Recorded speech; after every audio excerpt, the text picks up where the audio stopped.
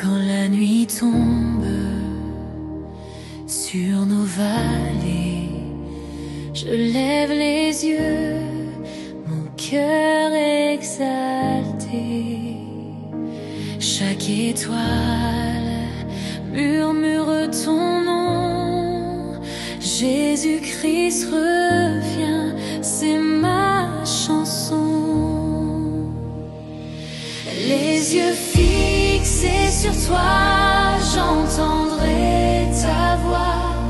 Tu reviens bientôt, mon Seigneur, mon roi. Je veux parler au monde de toi. J'irai proclamer Jésus-Christ revient, il est roi.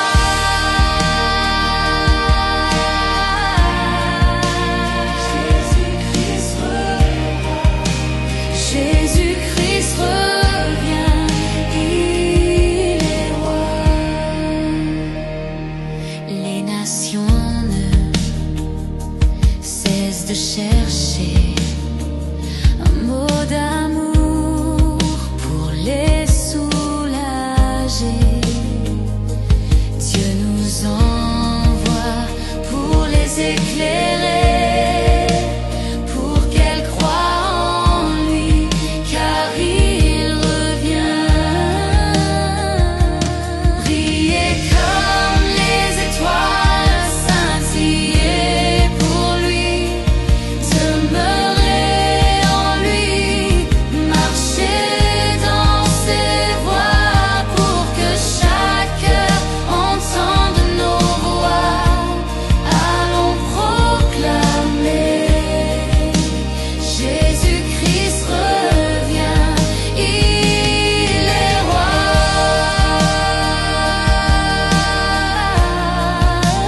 Jésus-Christ revient, Jésus-Christ revient, il est roi.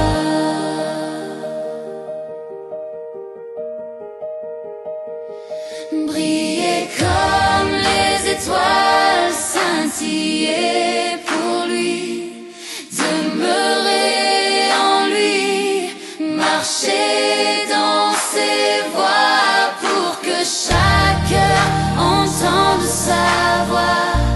Allons proclamer Jésus-Christ revient, il est roi.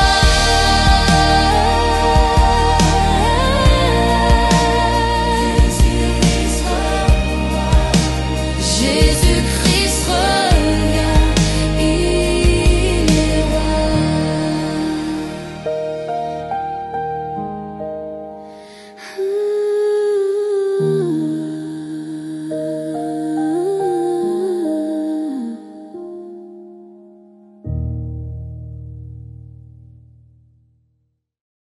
Bonsoir à tous et bienvenue ce soir à notre réunion de prière. Vous avez fait le bon choix. Continuons à être fidèles, fidèles de la mission que Dieu nous a donnée. Ne regardons ni à droite, ni à gauche, ni à ce que les autres font. Nous prenons la décision d'être fidèles, de répondre à l'engagement que nous avons pris de participer à cette semaine de prière. Prions. Seigneur Dieu, alors que nous allons entendre ta parole en ce soir, que ton Saint-Esprit soit avec chacun d'entre nous. Amen. Ce soir, le titre est « La mission prophétise encore ». Comme chaque soir, chaque rencontre, nous partageons, avant de commencer véritablement le sujet, cet héritage que nous avons reçu, héritage de 1844. Et aujourd'hui, nous voyons les conférences du sabbat de 1848 à 1850. Et tout ceci fut l'embryon de la semaine de prière que nous vivons actuellement au XXIe siècle. Entre 1848 et 1850, nos pionniers organisèrent environ 12 événements qu'ils ont appelé Sabbath Conference. Ils le faisaient dans des maisons et granges des États de New York, Vermont, Connecticut, Maine, Massachusetts. Ces retraites s'étendant de 3 à 7 jours. Nous voyons déjà qu'ils étaient déjà dans ce système de semaine. Et tout ceci était bien plus que de simples réunions. Elles étaient des temps intenses de prière, d'études bibliques, de méditation et de partage d'expériences spirituelles. Ces conférences jouèrent un rôle fondamental dans la consolidation de la foi, de cette foi adventiste naissante et la définition de cette doctrine essentielle. Les participants étudiaient non seulement le sabbat, la loi et la prophétie, mais discutaient également du message du sanctuaire céleste et surtout des messages des 3 anges. Ils approfondissaient leur compréhension de la mission de l'Église dans le monde. En 1848, en avril, le lieu fut au Connecticut. Les participants James et Ellen White, Joseph Benz, et le point d'étude principal était la loi, le sabbat et la prophétie. En août 1848, le groupe continua et alla à Vorney, à New York. Et c'est là, les participants, c'était Hiram Edson et Joseph Betts. Et là, le message était tout particulièrement sous le sanctuaire, spécialité de Joseph Betts. En septembre 1848, ils allaient à New York, mais dans la région de Port Jimson. Et là, Hiram Edson et Grosier parlèrent du message et ils parlèrent de la purification du sanctuaire. Et en mai 1849, dans le Massachusetts, Ellen White, Joseph Betts participèrent à ces, embryons de semaine de prière et ils parlèrent de la publication. Ces conférences furent des temps de prière et d'études où Dieu révéla la vérité peu à peu. L'Esprit du Seigneur, Madame Watt dit dans Early Wensing, à la page 55, l'Esprit du Seigneur reposait puissamment sur nous. Ces conférences illustrent que la révélation divine se reçoit dans un contexte de communion et de persévérance. Les pionniers vivaient un apprentissage progressif, discernant la volonté de Dieu à travers la prière collective, l'étude attentive et le dialogue fraternel. Elle montre également que l'expérience spirituelle ne se limite pas à l'individuel. Et ça, c'est très important.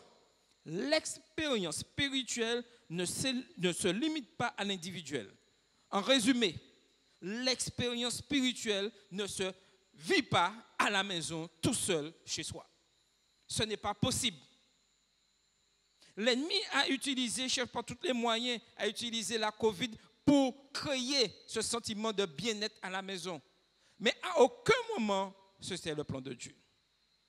Et normalement, avec la COVID, nos maisons auraient dû être des endroits de refuge et non des endroits où chacun vit seul dans son coin.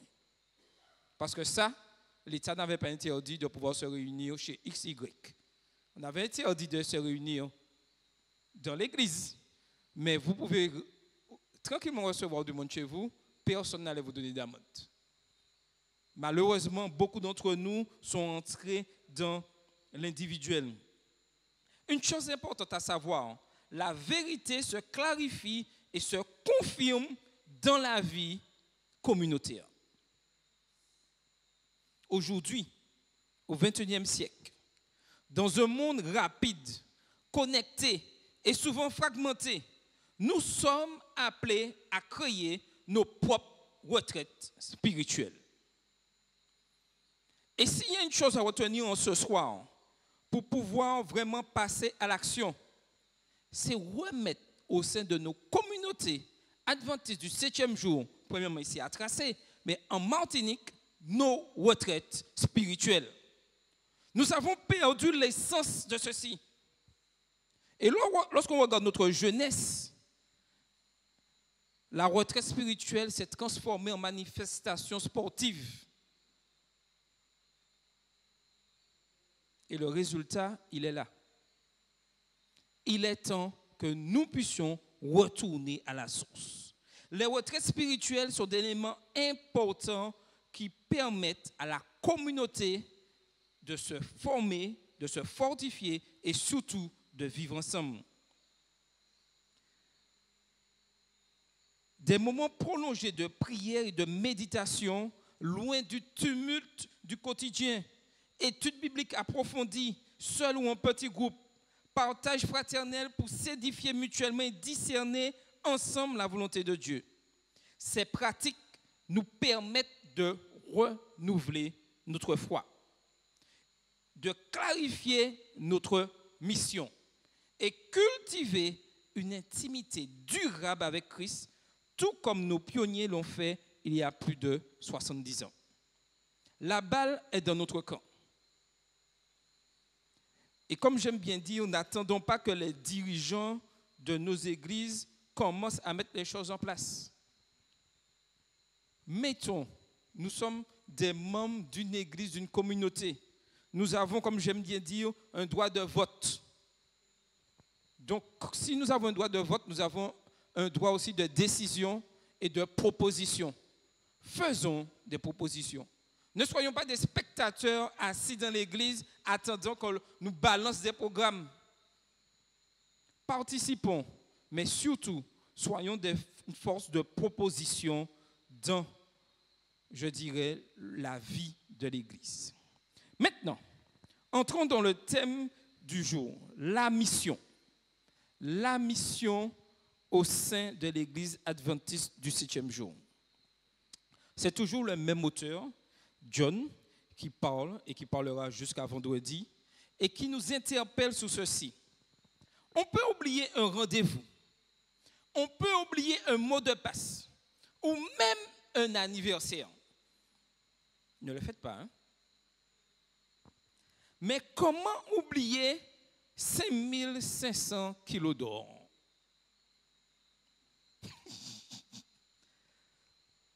Vous avez 5500 kilos d'or. Est-ce que vous allez les oublier quelque part? En toute honnêteté. On va tout oublier, mais les 5500 kilos, à aucun moment. En Thaïlande, une statue de Bouddha en or massif fut jadis recouverte de plâtre pour la protéger des envahisseurs. Les générations suivantes ont oublié la véritable nature de ces statues. Des siècles plus tard, alors qu'on la déplaçait, elle tomba. Le plâtre se fendit et l'or réapparut. Cette histoire est une parabole spirituelle. Frères et sœurs, notre Église peut aussi oublier ce qu'elle est réellement. Si nous couvrons notre mission d'une couche de routine, de confort ou d'indifférence, Madame Watt écrit dans le livre Les Actes des Apôtres, à la page 9, elle dit ceci. L'Église est l'institution désignée par Dieu pour le salut des hommes. Elle a été organisée pour servir et sa mission est d'annoncer l'Évangile au monde. Voilà la définition. Matthieu 28, versets 19 et 20, que nous connaissons bien, nous dit « Allez, faites de toutes les nations des disciples » et nous connaissons la suite du texte. Acte 1, verset 8, ajoute ceci, vous recevrez une puissance, le Saint-Esprit, et vous serez mes témoins. Avons-nous reçu cette puissance? Avons-nous le Saint-Esprit? Et surtout, sommes-nous des témoins de Christ? Notre identité, c'est la mission. Quand l'Église oublie la mission, elle s'éteint. Donc, si je lis très bien, et je lis très bien pour l'instant, si aujourd'hui, nous avons peu de membres dans nos communautés, nous sommes peu zélés dans la mission, c'est que nous avons oublié la mission. Vous pouvez faire tous les débats théologiques que vous voulez, vous pouvez dire tout ce que vous voulez. Si aujourd'hui l'Église est dans cette situation, c'est parce que l'Église a oublié la mission. Il n'y a pas d'autre solution. Nous aimons chercher toute excuse, chercher toute responsabilité, mais nous ne disons jamais que l'Église a oublié sa mission. Et à cause de cela, nous inventons des programmes de divertissement et surtout, malheureusement aujourd'hui, si nous voulons attirer du monde, il suffit que je mette une belle musique qui ne dépasse pas et qui n'arrive pas du tout au ciel, et surtout à boire et à manger. Alors là, et aussi j'ajouterais que je reste persuadé que si j'offrais 500 € par personne pour venir ce soir, je me demande si j'aurais assez de 500 € à donner. Mais ce n'est pas là la mission de l'Église. La mission de l'Église, ce n'est pas de donner 500 €. La mission de l'Église, ce n'est pas de faire à boire et à manger. La mission de l'Église, c'est de prêcher l'Évangile, le retour du Christ. Et quand elle retrouve la mission, l'Église rayonne. À ce moment-là, nous pourrons faire à boire et à manger. Nous pourrons faire des programmes remplis de spiritualité. N'inversons pas les choses. Accomplissons premièrement la mission qui est d'annoncer le message des 3 anges.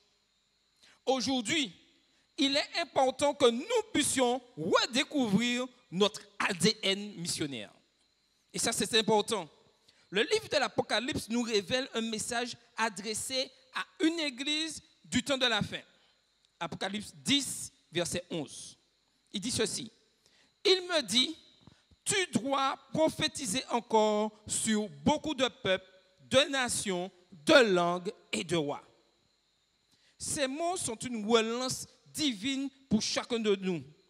L'Église adventiste du 7e jour n'a pas été créée pour être un musée de doctrine, mais un mouvement prophétique vivant. Est-ce que vous voyez ce que ça veut dire? Un mouvement prophétique vivant. C'est-à-dire un mouvement qui est prêt à entendre ce que Dieu a à lui dire. Et c'est-à-dire, et accepte, je dirais, par le Saint-Esprit, que Dieu puisse éclairer le peuple. Car lorsqu'on regarde le mouvement adventiste du 7e jour, les croyances du début ne sont pas celles d'aujourd'hui. Il y a une évolution. Et c'est ce que Dieu demande à son peuple. Et Madame Watt le dit très bien dans le livre en anglais Évangélisme, à la page 119. Elle dit ceci. En ces derniers jours, Dieu appelle son peuple à proclamer les messages des 3 anges avec puissance et clarté. Et comme vous l'avez remarqué, personnellement, lorsque je parle de la parole de Dieu, le message des 3 anges est toujours au centre du message. Et quel que soit ce que nous prêchons, le message des 3 anges doit être au milieu de ce message. Quand nous annonçons Christ, nous ne répétons pas un slogan. Nous rappelons au monde qu'un sauveur revient. Notre mission n'est pas d'occuper des bancs, mais de remplir la terre de sa gloire. Habakkuk 2, verset 14. Alors que nous avons entendu, je dirais, ce rappel pour découvrir notre ADN, nous allons prendre une petite pause et prier de manière individuelle pour demander au Seigneur de pouvoir bien comprendre ce qu'il a à nous dire. Et vous avez 3 sujets qui apparaissent et que nous allons prier en ce sens. Seigneur, ôte le plat de la routine et fais réapparaître l'or de notre appel. Et ça, c'est notre engagement personnel. Donne-nous un cœur de serviteur, des yeux pour les perdus, des mains pour agir durant cette semaine de prière. Et surtout, consacre nos familles et nos jeunes à la mission de Jésus. Prenons le temps, environ 2 minutes, de prier de manière individuelle en ce sens. Prions. Prophétise. prophétise encore. Apocalypse 10 décrit une scène bouleversante. Un livre ouvert, un message doux comme le miel, mais qui devient comment? Amer dans les entrailles. Cette prophétie symbolise l'expérience vécue par les croyants en 1844. Une expérience à la fois glorieuse, car ils avaient cette espérance que ce jour-là, ils verraient Christ ce 22 octobre 1844. Mais elle fut douloureuse parce que ce fut la grande déception. Ils attendaient avec ferveur le retour de Jésus comme aucun homme sous cette terre n'a vécu cette attente. Ils avaient étudié la prophétie, oui. Ils avaient prié, oui. Ils avaient partagé le message avec conviction. Mais quand l'attente s'est transformée en silence, quand le ciel ce jour-là ne s'est pas ouvert comme ils espéraient, ils ont connu une amertume profonde, une désillusion spirituelle comme jamais.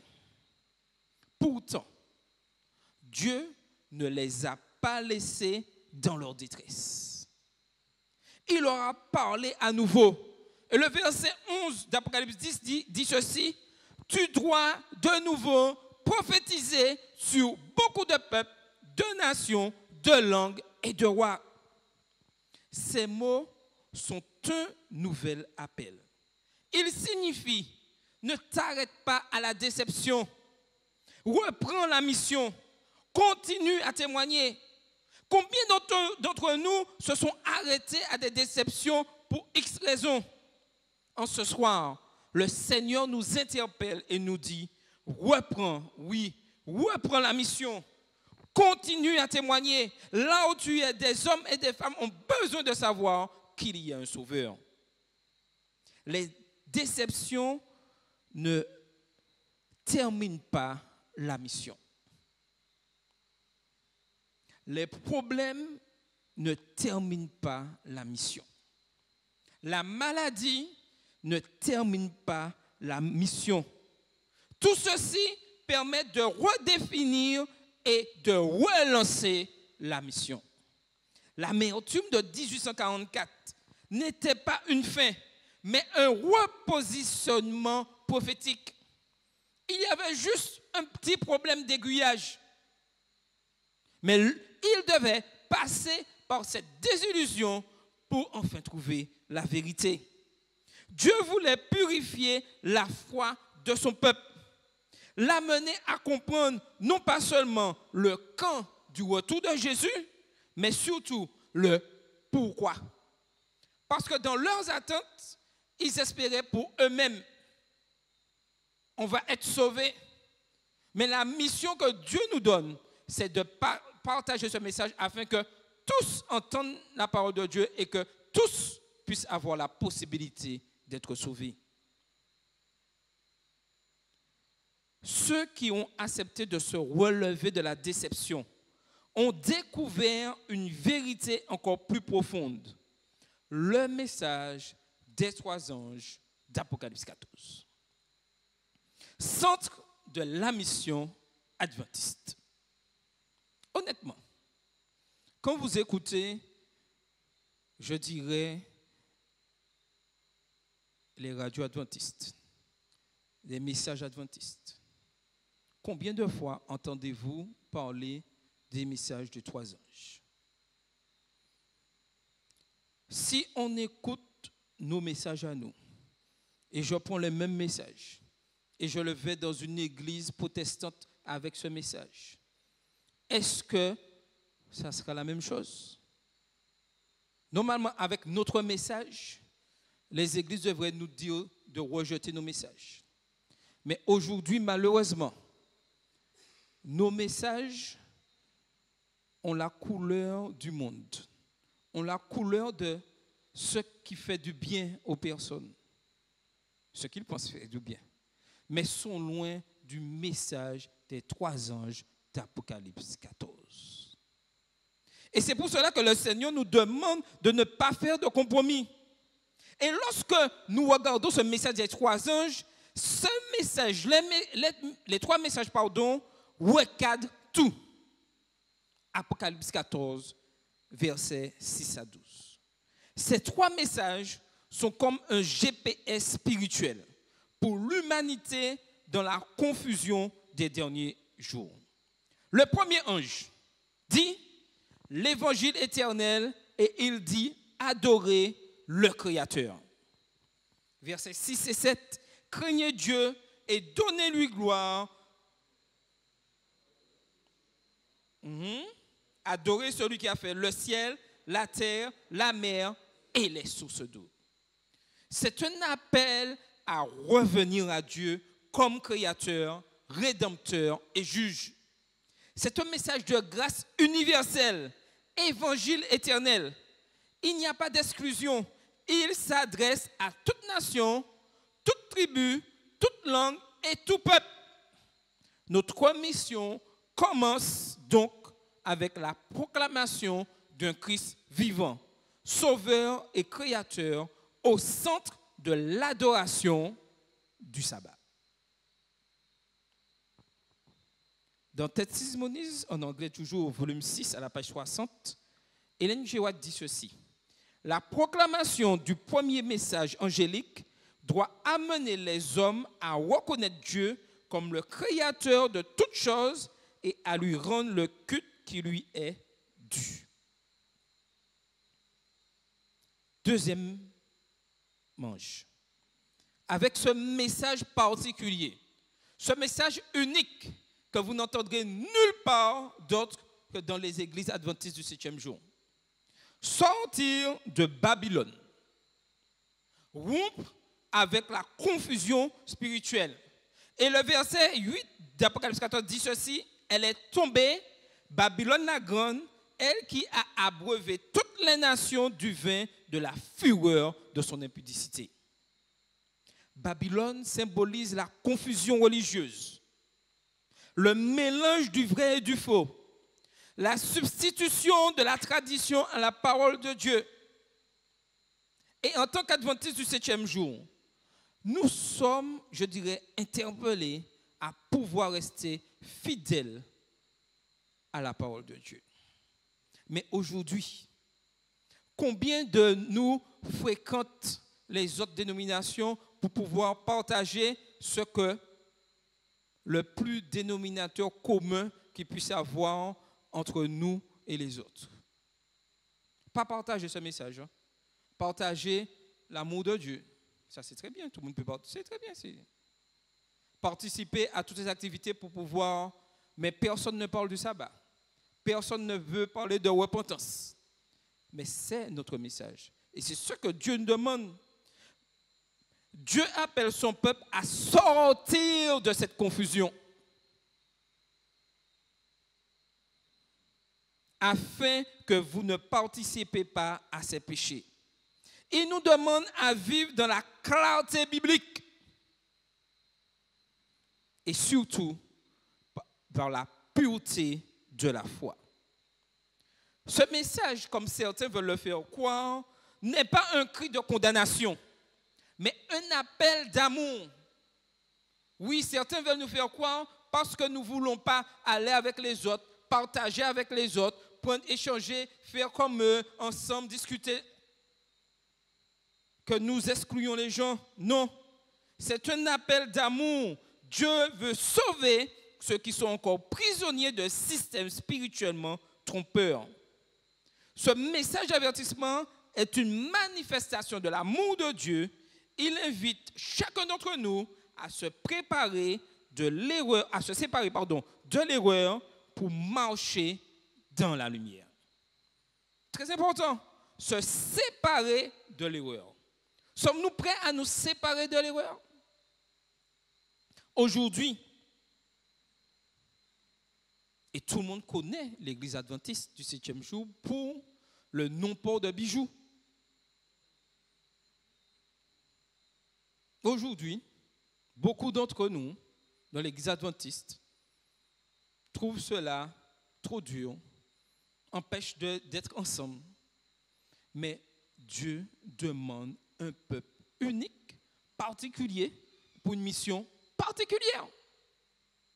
Ce n'est pas par hasard que nos pionniers ont mis en place et ont dit réunir ensemble, discuter ensemble, tout ce que vous voulez, et dire que le port de bijoux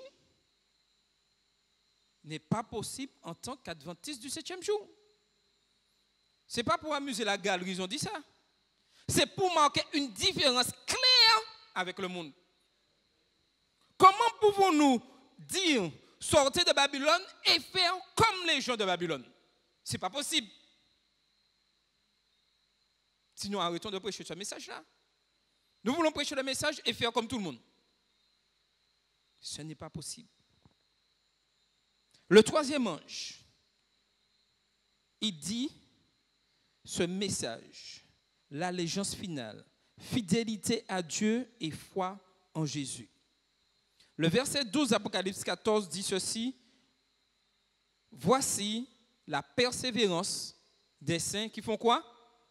Qui gardent les commandements de Dieu et la foi de Jésus.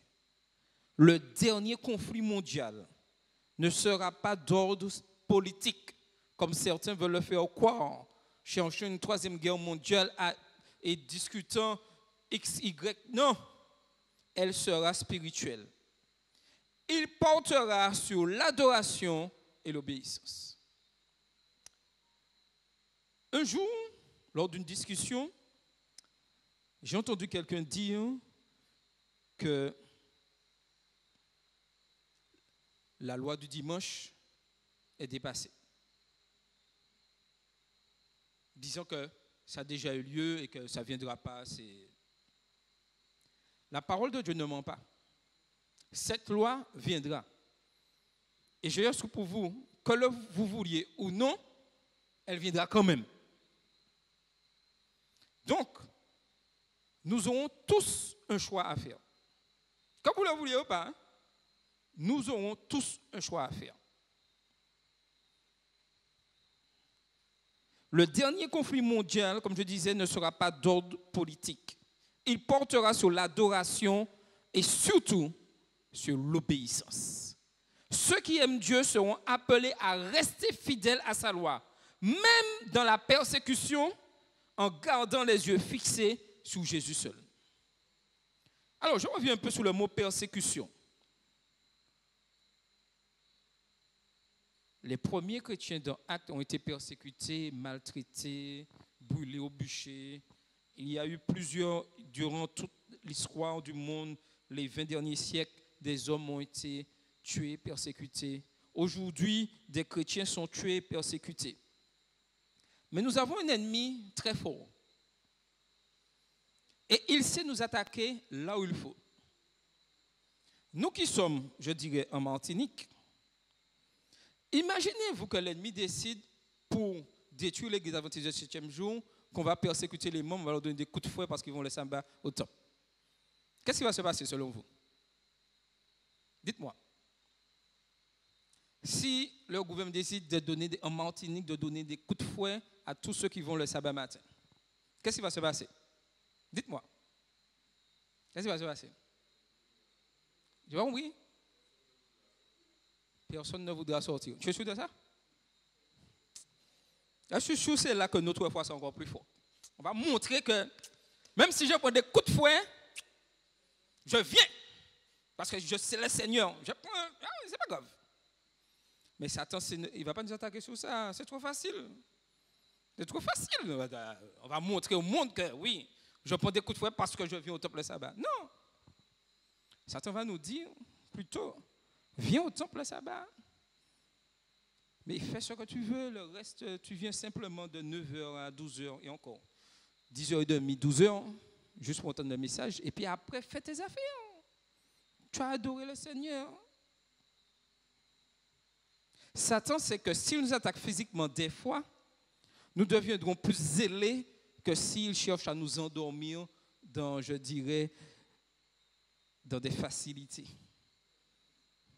Et c'est là que nous devons faire attention.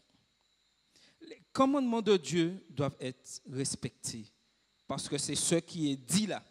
La persévérance des saints, c'est ceux qui gardent les commandements de Dieu. Et Satan fait tout pour que nous puissions désobéir au commandement de Dieu. En commençant par le 4e commandement, mais ainsi que tous les autres. Et c'est là la preuve de fidélité. Et la foi de Jésus, c'est la confiance absolue dans son amour et sa justice. Ce n'est pas la crainte du châtiment ni l'espérance de la récompense qui pousse les disciples du Christ à obéir, mais l'amour de leur Rédempteur. Est-ce que du livre Jésus-Christ à la page 482.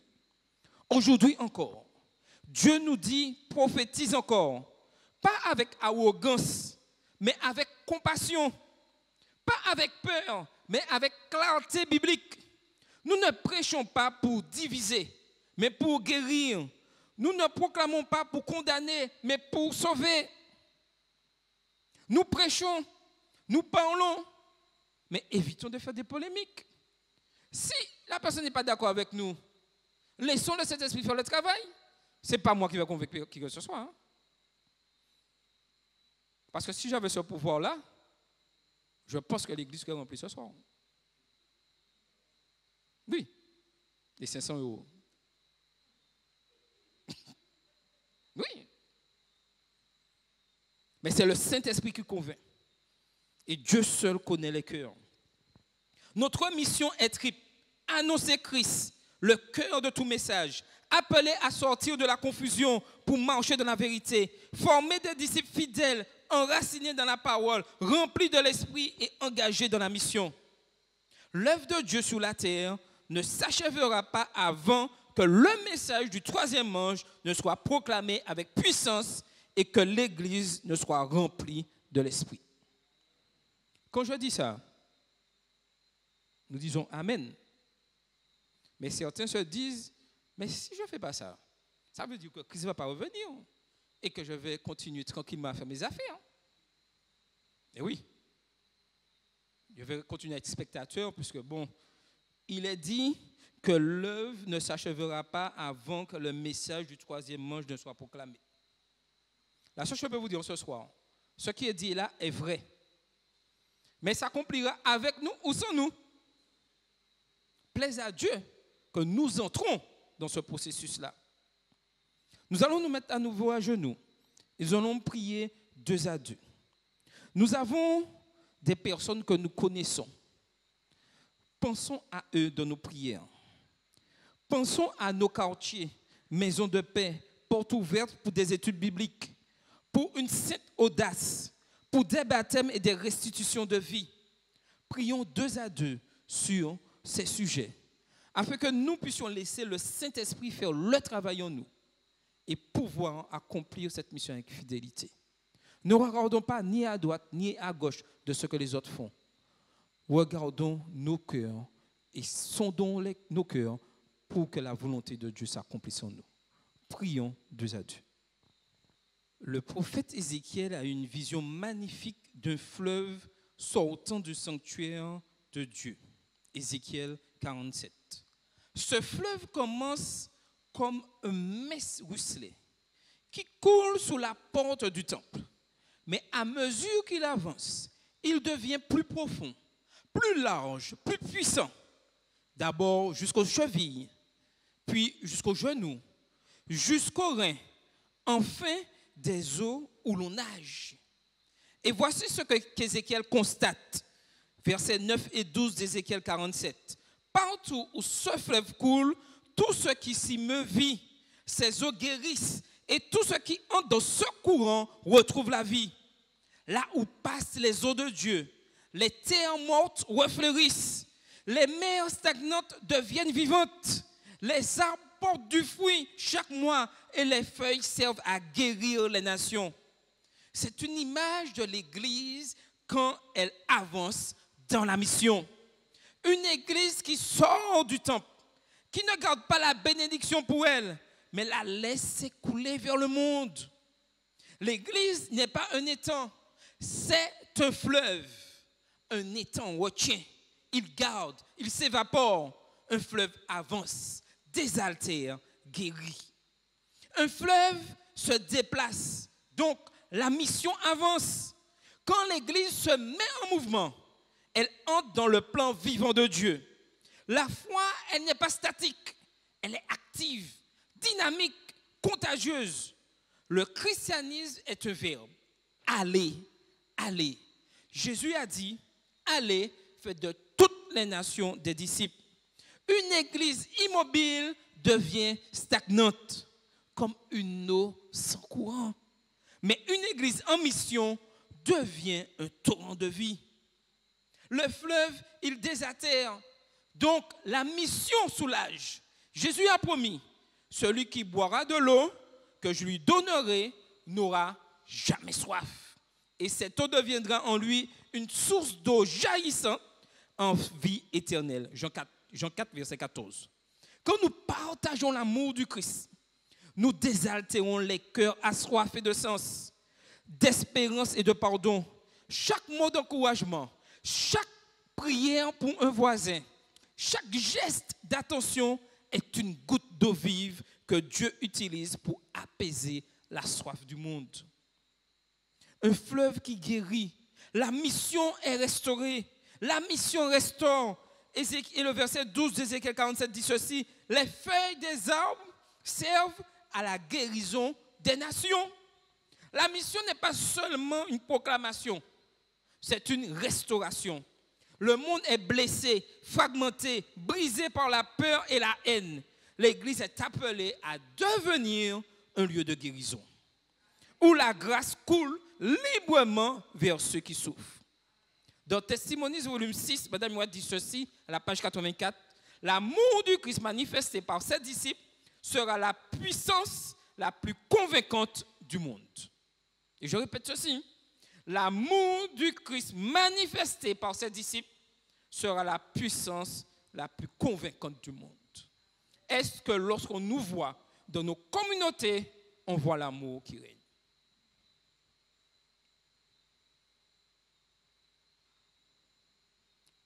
Et je vais ajouter quelque chose. Beaucoup attendent que dans l'Église, ça soit un amour parfait et on s'entende très bien entre nous, frères et sœurs. C'est pas ça, hein? Christ veut nous dire que même si on m'injurie, même si je suis maltraité par des membres de l'Église, j'ai l'amour du Christ pour eux, donc j'aime mon frère. Et je ne fais pas ce que mon frère fait de mal pour lui et envers moi parce que je l'aime. Voilà le véritable amour. Est-ce que vous voyez la différence?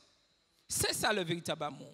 Lorsque je suis attaqué, comme Christ est attaqué, je donne encore plus d'amour à mon frère. Je t'aime, mon frère. Tu peux faire ce que tu veux. L'amour du Christ est en moi. J'ai une mission.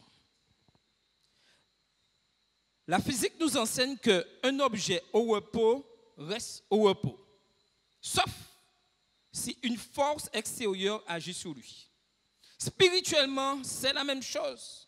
Sans le souffle de l'Esprit, l'Église reste immobile.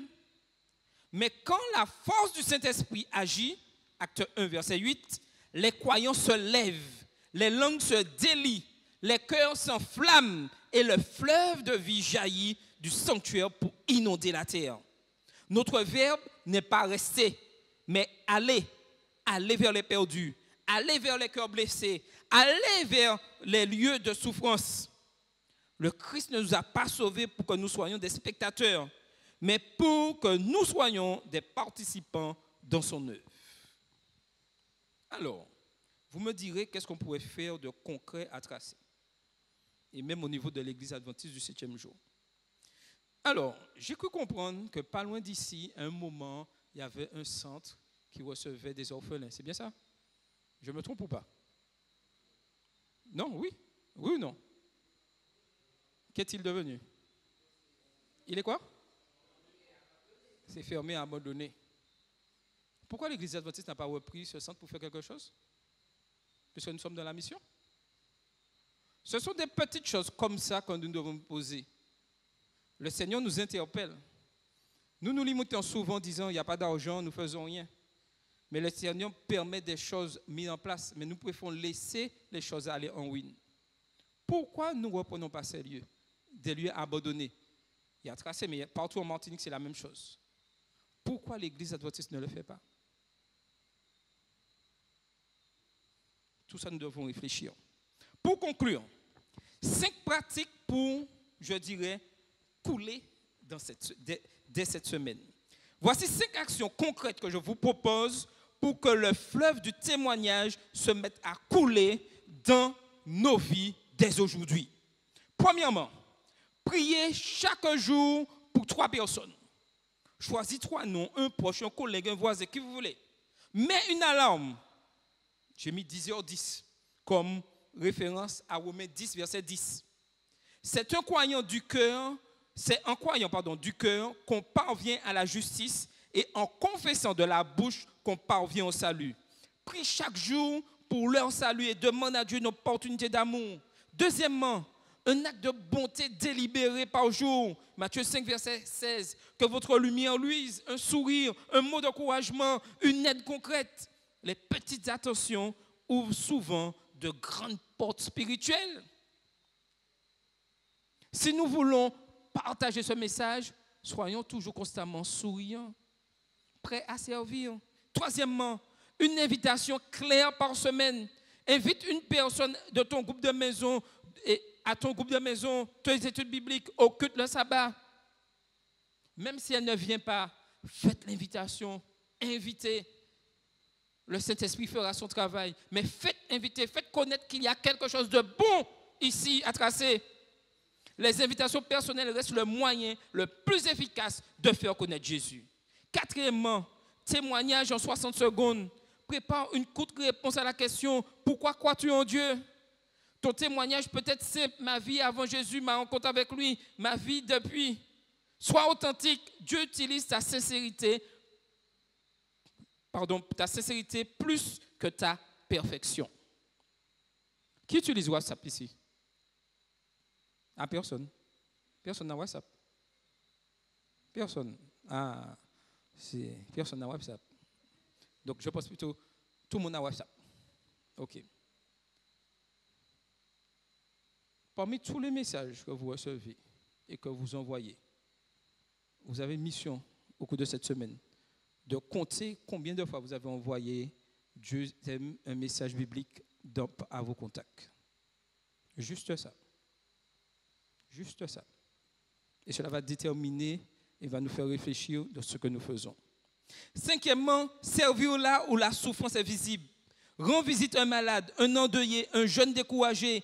Engage-toi dans un service communautaire avec le secours adventiste ou un acte de compassion locale. Le fleuve de vie se reconnaît à ses rives. Là où il passe, les gens guérissent. Est-ce que là, l'église de Tracé se trouve? Les gens trouvent la paix et le repos. Deuxième idée. Au niveau de l'église adventiste du 7e jour, et quel que soit l'endroit, le plus souvent, nous avons un petit problème. Nos églises sont ouvertes le sabbat, 0 faute. Mais le reste du temps, le mercredi, encore pour certaines. Et le dimanche, n'en parlons même pas, encore moins. En semaine, les autres jours, nos églises sont-elles ouvertes? Nous devons réfléchir à tout cela. Je prends l'exemple de mon église à Oreb. Il n'y a pas un voisin autour de l'église qui est adventiste du 7e jour. C'est un problème. Et beaucoup de nos communautés autour des voisins ne sont pas adventistes du 7e jour. C'est un problème. En ce soir, j'aimerais que nous puissions prendre l'engagement. Juste répéter après moi cet engagement de prière où le Seigneur nous interpelle à pouvoir comprendre ce qu'il a à nous dire. Et vous voyez à l'écran, diapo suivante.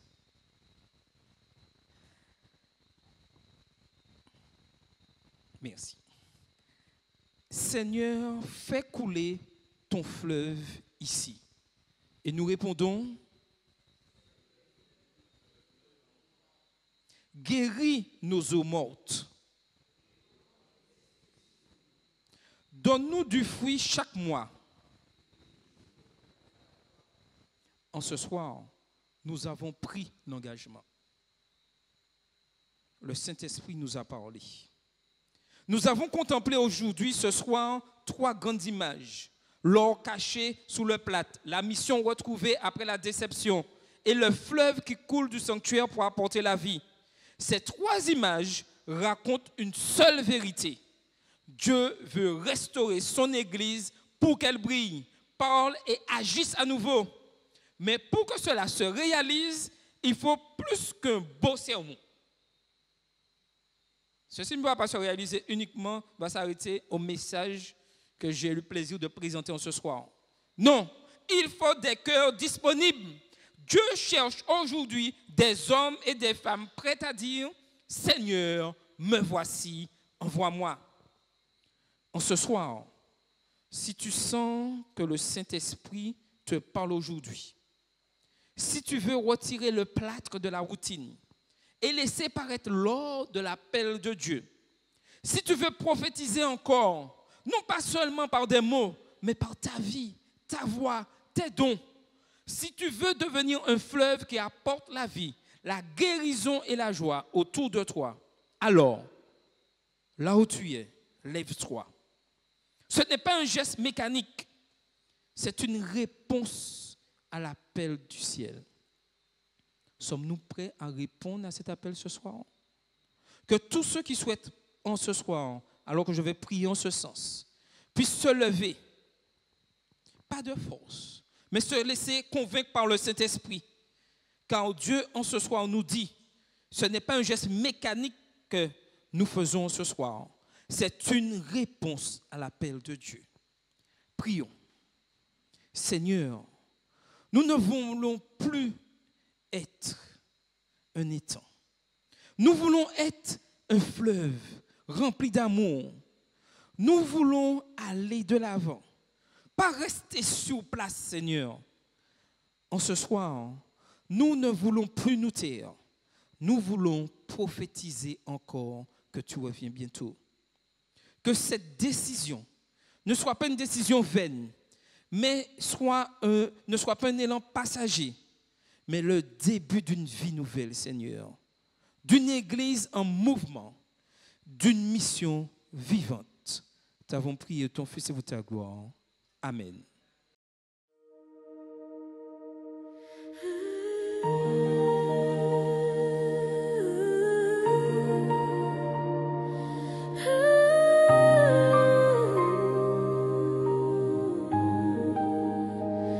Quand la nuit tombe sur nos vallées, je lève les yeux, mon cœur exalté. Chaque étoile murmure ton nom. Jésus-Christ revient, c'est ma chanson. Les yeux fixés sur toi, j'entendrai ta voix. Tu reviens bientôt, mon Seigneur, mon roi. Je veux parler au monde de toi. J'irai proclamer Jésus-Christ revient, il est roi.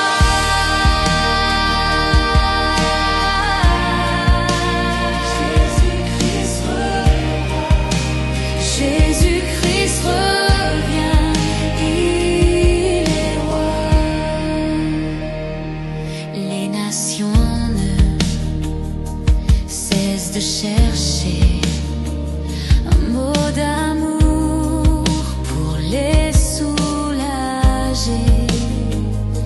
Dieu nous envoie pour les éclairer.